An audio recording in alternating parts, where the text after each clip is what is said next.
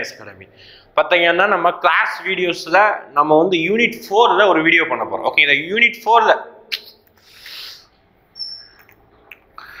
Hi students, welcome to Chennai IAS academy. இப்போ unit 4ல் நம்ம ரொம்ப முக்கியமானது அப்படின்னு பார்த்தீங்கன்னா அந்த மன்னர்களை பற்றி படிக்கிற வேண்டிய விஷயங்கள். அப்போது நம்ம இன்னைக்கு இந்த வீடியோவில் தமிழ்நிலையே பார்த்துருப்பீங்க, ஒரு டாபிக் ஃபுல்லாக நம்ம பார்க்க போகிறது கிடையாது. ஏன்னா குரூப் 1 அளவுக்கு படிக்கணும்னா கொஞ்சம் டிகிரி ஸ்டாண்டர்ட் லெவலுக்கு நிறைய ஃபேக்சுவல் பாயிண்ட் படிக்கணும். ஓகேங்களா, புக்கை தாண்டி நிறைய விஷயங்கள் படிக்கணும். அப்போது நம்ம என்ன செய்யணும் அப்படின்னு பார்த்தீங்கன்னா ஒரு டைனஸ்டியை மட்டும், ஓகே, டெல்லி சுல்தான்ல ஒரே ஒரு வம்சத்தை மட்டுமே, ஓகே, அதாவது அடிமை வம்சம் அப்படின்னு ஒரு வம்சத்தை பற்றி மட்டுமே ஒரு டயக்ராமேட்டிக்கா நிறைய பாயிண்ட்ஸோட பிடிஎஃப் பைலிங்குலாவே இருக்குது. நான் பிடிஎஃப், ஓகேவா, பிடிஎஃப் நல்ல இந்த வீடியோ நல்லா கவனிச்சுக்கோங்க. நிறைய விஷயங்கள் நம்ம சொல்லுறோம், அதை அப்சர்வ் பண்ணிட்டு அதுக்கப்புறம் இந்த பிடிஎஃப் நான் டிஸ்கிரிப்ஷன் லிங்க்லையும் வச்சிருக்கிறேன், அதையும் டவுன்லோட் பண்ணிக்கோங்க. ஓகேங்களா.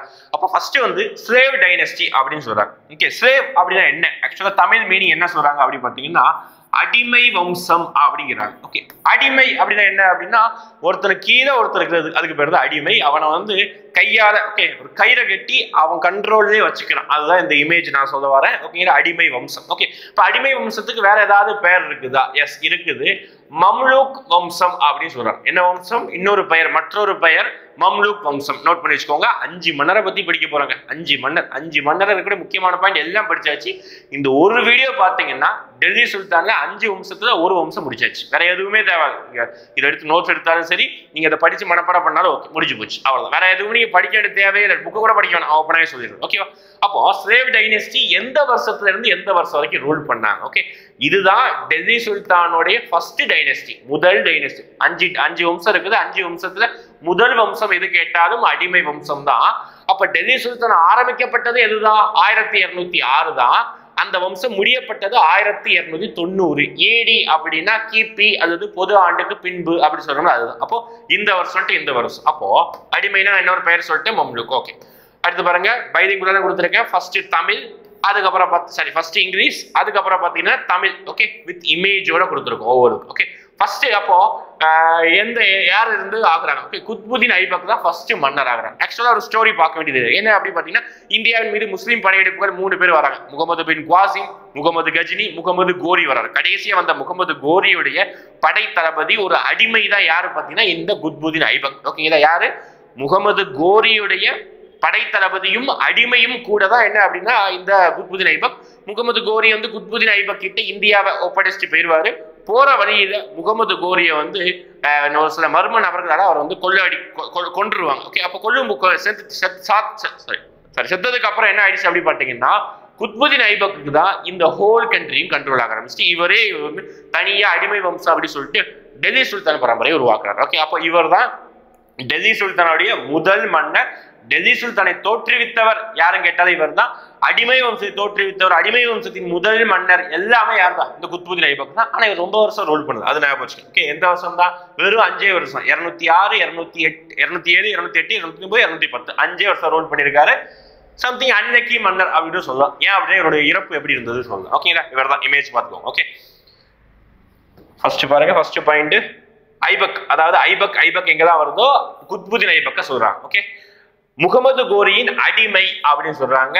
அரபு மொழியில் அடிமை என்றால் நான் சொன்னா இதுக்கு இன்னொரு பெயர் இருக்கு, சொன்னா மும்லுக் அப்படிங்கிற பெயர் இருக்குது. அரபு மொழியில் அடிமை என்றால் என்ன பெயராமா? மும்லுக். என்ன மொழி? அரபு மொழி. அப்போ வந்து முகமது கோரி இவங்க தான் அரபு நாட்டை சேர்ந்தவர்கள். ஓகே, அடுத்து குத்புதீன் ஐபக் நிறுவிய வம்சம் அடிமை வம்சம் அல்லது மும்லுக் வம்சம் என்று அழைக்கப்படுகிறது. ஓகே, 2 பாயிண்ட் முடிஞ்சது. அடுத்து அவர்கள் உள் ஒருங்கிணைப்புக்கு மட்டுமே முயன்றார். அவரது ஆட்சி 4 ஆண்டுகள் மட்டுமே. ஓகேங்களா. அடுத்து இந்தியாவில் இஸ்லாமியத்தின் வெற்றியின் நினைவாக, நல்லா ஞாபகம் வச்சுக்கோங்க, இந்தியாவில் இஸ்லாமியத்தின், ஓகே, இந்தியாவில் இதுவரைக்கும் இஸ்லாம் அப்படின்னு ஒரு விஷயம் மதமே இந்தியாவுக்குள்ள கிடையாது. ஃபர்ஸ்ட் டைமே இவங்க வராங்க. ஓகே, ஆக்குபை பண்ணி ஆட்சியும் பண்றாங்க. அதோடைய வெற்றியின் நினைவாக இந்தியாவிலே முதல் மசூதி, இந்தியாவிலே மிக பழமையான மசூதி எதுன்னு கேட்டாலும் இதுதாங்க. ஓகே, டெல்லியில, ஓகே, வெற்றி நினைவாக டெல்லியில ஒரு மசூதி கட்டுறாங்க. அந்த மசூதிக்கு பேர் என்ன? குவாத் உல் இஸ்லாம். இந்த மசூதியுடைய போட்டோவை நான் காமிச்சிடுறேன். ஓகே, எந்த ஒரு விஷயத்தையும் ஒரு இமேஜா பார்க்கும்போது நமக்கு மறக்காது, அதனாலதான் நான் இமேஜே போட்டிருக்கேன். ஓகேங்களா. அப்போ குவாத் உல் இஸ்லாம் டெல்லியில இவருடைய மசூதி இருக்குது. சரி, இவர் கட்டின ஒரு மசூதி இருக்குது. இதுதான் இந்தியாவிலே முதல் மசூதி, பழமையான மசூதி. ஓகேங்களா.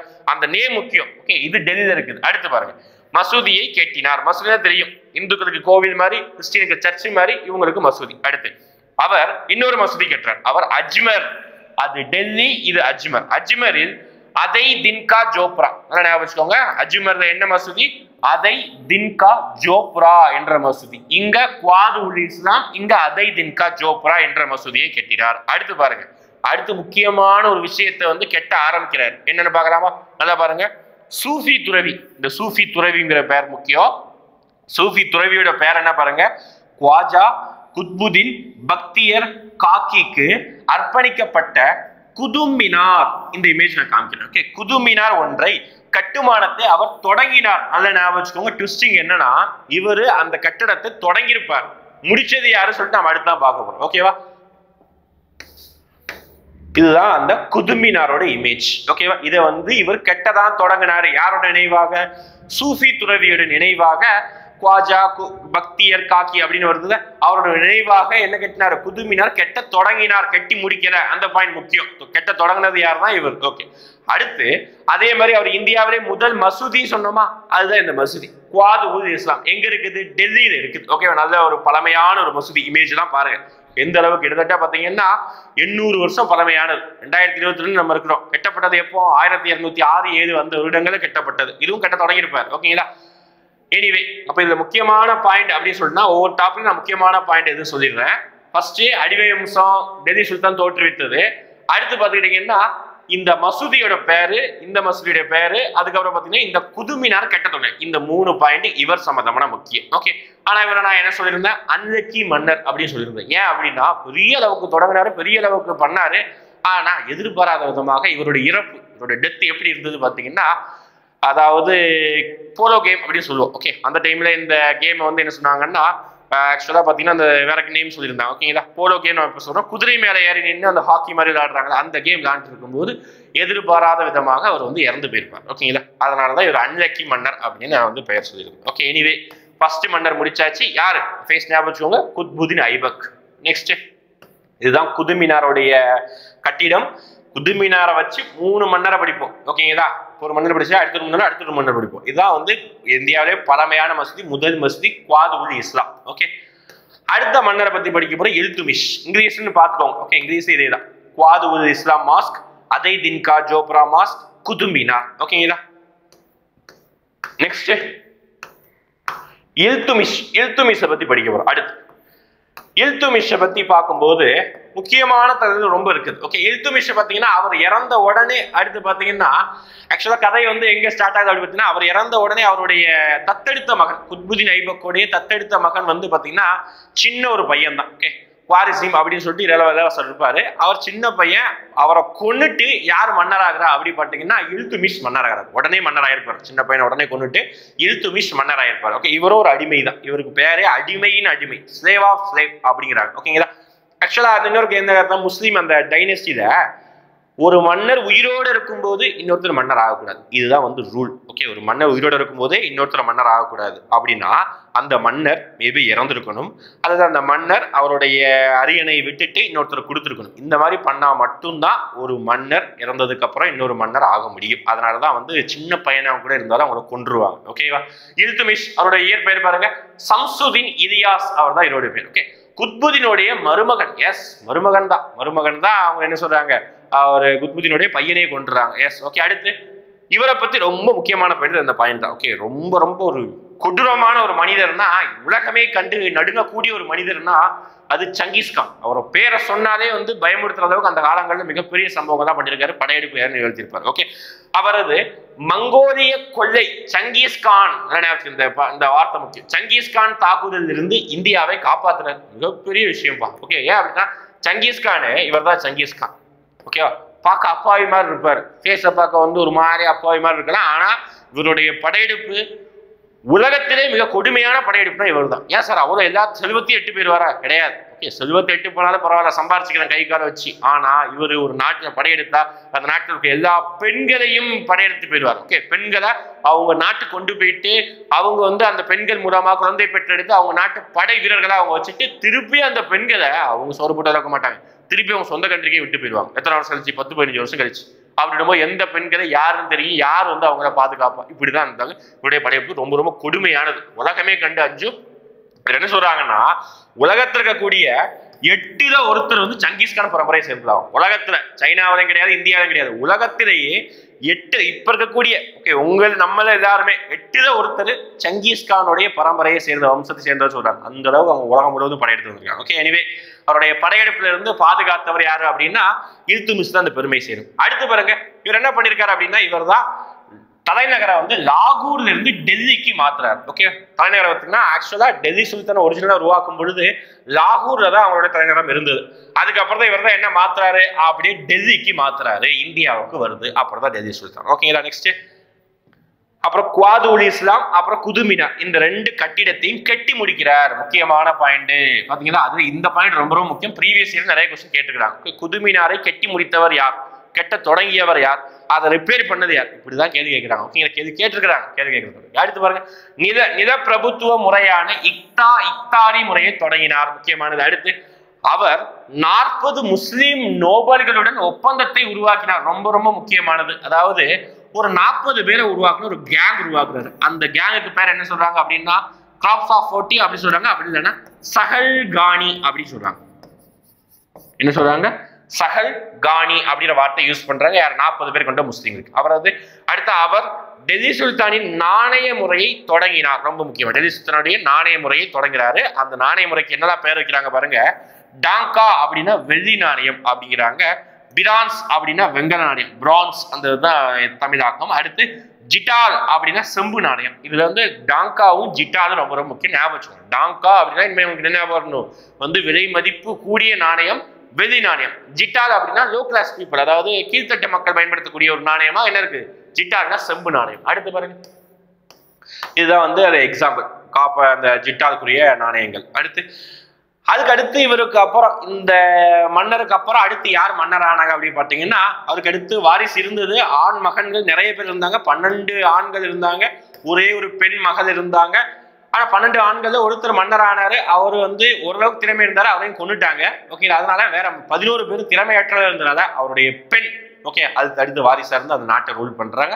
அதுதான் இந்தியாவுடைய முதல் பெண் அரசி என்று கேட்டாலே யார் தான், ரஷ்யா சுல்தான் பேகம். அவங்கள பத்தி அடுத்து பார்க்க போறோம். ஓகேங்களா, பார்த்து முடிச்சாச்சு. இதுல வந்து ரொம்ப முக்கியமானது மங்கோலிய படையெடுப்புல இருந்து இல்துமிஷ் பாதுகாத்திருப்பாரு.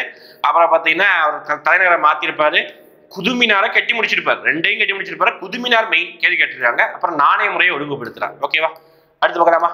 அடுத்து ரஷ்யா சுல்தானா அப்படிங்கிறாங்க. இந்தியாவுடைய முதல் பெண் அரசி அப்படின்னு நம்ம ஜான்சி ராணி தான் கேள்விப்பட்டிருப்பாங்க. இந்த பெண்மணி கேள்விப்பட்டிருக்க மாட்டீங்க. இந்தியாவுடைய முதல் பெண் அரசினா இவங்க தான். பார்த்துக்கோங்க, ரஷ்யா. இதெல்லாம் வந்து ஒரு கற்பனை உருவம் தான். இருந்தாலும் நமக்கு அதை பார்க்கும்போது நமக்கு வந்து என்ன ஆகுது அப்படி பார்த்தீங்கன்னா, அது மைண்ட் நினைக்கிறதுனால நம்ம இமேஜ் கொடுக்குறோம், வேற எதுவும் கிடையாது. ஓகே, ரஷ்யா சுல்தான் பேகம் 1236 இருந்து 40 வரைக்கும் இவங்க 5 வருஷம் தான் ரொம்ப ரொம்ப ரொம்ப ரொம்ப கஷ்டத்தை வந்து இவங்க ஃபேஸ் பண்ணுவாங்க. ஆனால் திறமை மிக்க பெண் அரசி. ஏன் அப்படின்னா, அந்த 40 பேர் கொண்ட குழு இருக்குல்ல, இந்த சொல்லுங்க பாருங்க, சஹல்கானி. இந்த குரூப் பார்த்தீங்கன்னா உங்களுக்கு நிறைய வந்து இடைச்சல் கொடுப்பாங்க. ஏன்னா 40 பேர் பார்த்தீங்கன்னா ஆண்கள். ஒரு பெண் வந்து முஸ்லீம் இதுல சாதாரண மதங்களே முஸ்லீம் மதத்துல பெண் வந்து அரசியாரது வந்து ஆண்களுக்கு வந்து அது ஒரு இது மாதிரி இருந்ததுனால இந்த 40 பேரும் இந்த பெண் அரசியை வந்து கடுமையை எதிர்த்தாங்க. அதுதான் எங்க ஸ்டோரி. ஓகே,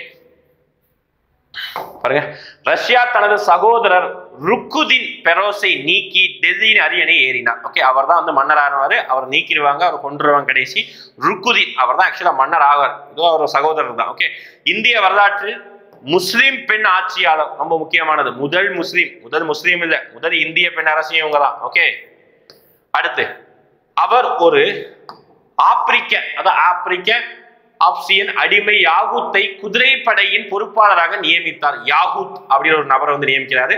அவரது ஆட்சி சஹல்கானியுடன் வேறுபாடுகளை உருவாக்கியது. அவங்க 40 பேர் என்ன சொல்றாங்க, அவங்க வேற மாதிரி சொல்றாங்க, இந்த அம்மா வேற மாதிரி பண்றாங்க. அதுதான் 40 பேரும் அவங்க மதத்திலையும் அவங்களுடைய அரசியல் தன்மையிலையும் ஈடுபடுறாங்க. அவரது அல்தூனியாவை மணந்தார். அல்தூனியா அப்படின்னு சொல்லிட்டு ஒரு கவர்னரை வந்து திருமணம் செய்யறாங்க. பின்னர் ரஷ்யா மற்றும் அல்தூனியா இருவரும் சஹல்கானியின் ஆட்சி கவிழ்ப்பால் கொல்லப்பட்டனர். 2 பேருமே நல்லா ஆட்சி செஞ்சிருப்பாங்க, நான் கொல்லப்பட்டிருப்பாங்க. ஆக்சுவலா வந்து நிறைய ஸ்டோரி இதுல பேசப்படும். ரஷ்யா வந்து ஆட்சி செஞ்சுட்டு இருப்பாங்க, திடீர்னு அவங்க எதிராக கழகத்தை தூண்டி விட்டு அவங்க வந்து சிறையில் அடைச்சிருவாங்க. சிறையில் அடைச்சதுக்கு அப்புறம் ஒரு என்ன சொல்றது, இந்தியாவை ரூல் பண்ணி அவங்க கட்டாயத்துல இந்த வந்து அல்தூனியா வந்து காதலித்து திருமணம் செய்வாங்க, திருப்பி 2 பேர் ரூல் பண்ணாங்க, திருப்பி சகல்கானி வந்து அதை பதவியில் கொண்டுருவாங்க. அடுத்த ஒரு ட்விஸ்ட். ஓகே, அடுத்த மன்னர் ஆகிறாரா? ஓகே, நசுருதீன் அப்படின்னு சொல்லிட்டு ஒரு மன்னர் ஆகிறார். ஓகே, நசுருதீன் 2-3 பாயிண்ட் தான். ரஷ்யா மரணத்திற்கு பின்பு சகல்கானி சக்தி வாய்ந்தவராக ஆனார். ஓகே, சகல்கானி சக்தி வாய்ந்தவர்களாக ஆனாங்க. இருப்பினும் 6 ஆண்டுகளுக்கு பிறகு நசுருதீன் மகத் வைப்பதில் பால்பன் வெற்றி பெற்றார். இல்துமிஷின் இளைய மகன் தான் சுல்தானாக மாறினார். இல்துமிஷனோட இளைய மகன், லாஸ்ட் பையன் தான் சுல்தானா நசுருதீன். நசுருதீன் தத்துவத்தில் ஆர்வம் கொண்டிருந்தார். அவரது ஆட்சி திறமை பற்றின இதெல்லாம் ஓகே, நார்மல் ஃபேக்ட் தான். ஓகே, பால்பனா பதவி நீக்கம் செய்யப்பட்டார். ஓகே, அவருடைய மந்திரி தான் பால்பன். அதுதான் அடுத்து பண்றாரு. ரொம்ப ரொம்ப ரொம்ப ரொம்ப கொடுமையான ஒரு மன்னர் அப்படின்னா பால்பன் தான். ஓகே, ரொம்ப ரொம்ப கொடுமையான மன்னர். ஏன் சார் அப்படி சொல்றீங்க அப்படின்னா, நிறைய வித்தியாசமான விஷயங்கள் தான் இவர்கிட்ட அறிமுகப்படுத்துறாங்க. பார்க்கலாம். ஓகேவா, இவருடைய காலம் தான் பார்த்தீங்கன்னா ரத்தமும் கலகமும் சிந்திய காலம் இந்தியாவோட. ஏன் அப்படி பார்த்தீங்கன்னா, ஏகப்பட்ட இடங்களை கலகத்தில் ஈடுபடுறாங்க, அவங்க போய் ஒடுக்குறாரு, எல்லா இழப்புகளையும் இவர் சந்திக்கிறார். ஓகே, பார்க்கலாமா? பால்பன், கியாசுதீன் பால்பன். ஓகே, இவர் தான் பார்த்தீங்கன்னா கிட்டத்தட்ட கடைசியா அடிமை வம்சத்துல ஓரளவுக்கு பேரரசராக இருக்காரு. ஓகே, அடிமை வம்சத்தில் பால்பன் மிகப்பெரிய ஒரு மன்னராக இருக்க சிறந்த நபர். ஓகே, இவர் என்ன பண்றாருன்னா, இந்த சகல்கானி அப்படின்னு சொல்ற 40 பேர் கொண்ட கேங்கில் இருந்து இவரும் ஒரு மன்னராகிறாரு. ஓகே, சகல்கானி சொல்லக்கூடிய ஒரு 40 பேர் கொண்ட கேங்கில் இருந்து இவரும் மன்னராகிறாரு.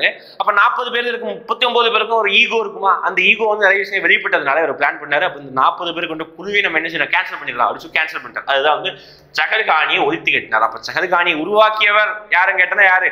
இல்துமிஷ். ஒழித்து கட்டவர் யாரு அப்படின்னா பால்பன். அடுத்து பாருங்க, முடியாட்சிக்கு உண்மையான அச்சுறுத்தல் 40 பேர், இவங்களாம் 5 ஒழிச்சு கேட்டாங்க. இந்த பாயிண்ட் அடுத்து பாருங்க, இதுதான் ரொம்ப ரொம்ப முக்கியமானது.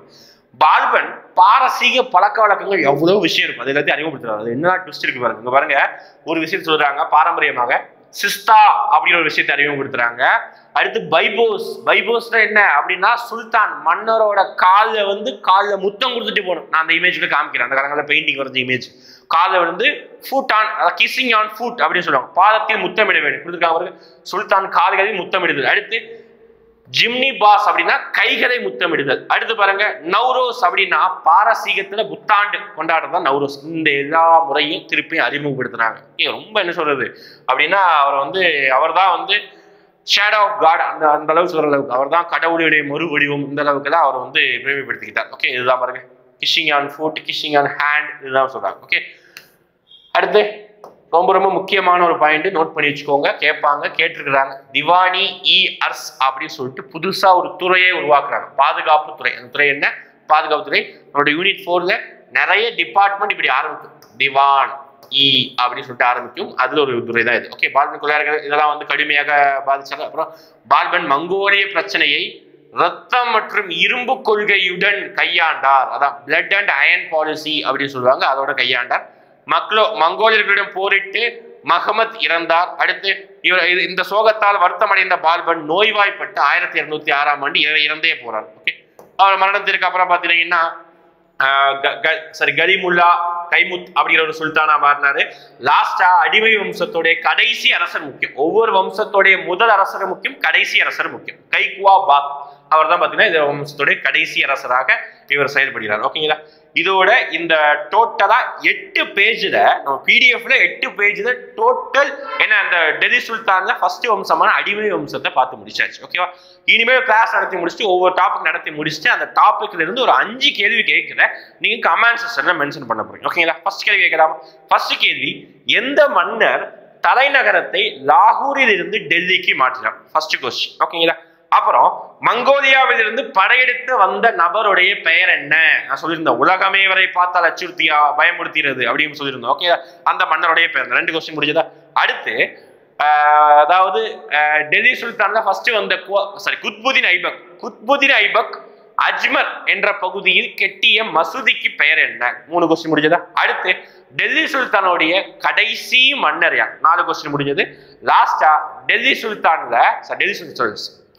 சுல்தானோட கடைசி மன்னர் கிடையாது, அடிமை வம்சத்தின் கடைசி மன்னர் யார்? அதை கமெண்ட்ஸ் பண்ணணும். லாஸ்ட் கொஸ்டின் 5வது கொஸ்டின் என்ன பார்த்தீங்கன்னா, அடிமை வம்சம் எந்த வருடத்திலிருந்து எந்த வருடம் வரைக்கும் ரூல் பண்ணாங்க? இந்த 5 கொஸ்டின் கமெண்ட் செக்ஷன்ல மென்ஷன் பண்ணுங்க. இது எந்த அளவுக்கு புரிஞ்சிருக்கு சொல்லு. ஓகே, இதோடைய பிடிஎஃப் நான் டிஸ்கிரிப்ஷனுக்கு பின் பண்ணி வைக்கிறேன், டவுன்லோட் பண்ணிக்கோங்க. வீடியோ பார்த்துட்டு டவுன்லோட் பண்ணிக்கோங்க. ஓகேங்களா? நல்ல தெளிவாக நோட்ஸ் எடுத்து வச்சுக்கோங்க. ரொம்ப பயனுள்ளதாக இருக்கும். அடுத்தடுத்த வீடியோக்கள் இப்படி பிடிஎஃப் மூலமாக நம்ம எக்ஸ்பிளைன் பண்ணுறோம். ஓகேங்களா? தேங்க்யூ. வித் பைலிங்குலோட யூஸ்ஃபுல்லாக பயனுள்ளதாக குரூப் ஒன்றுக்கு பயன்படுத்திக்கோங்க. தேங்க்யூ.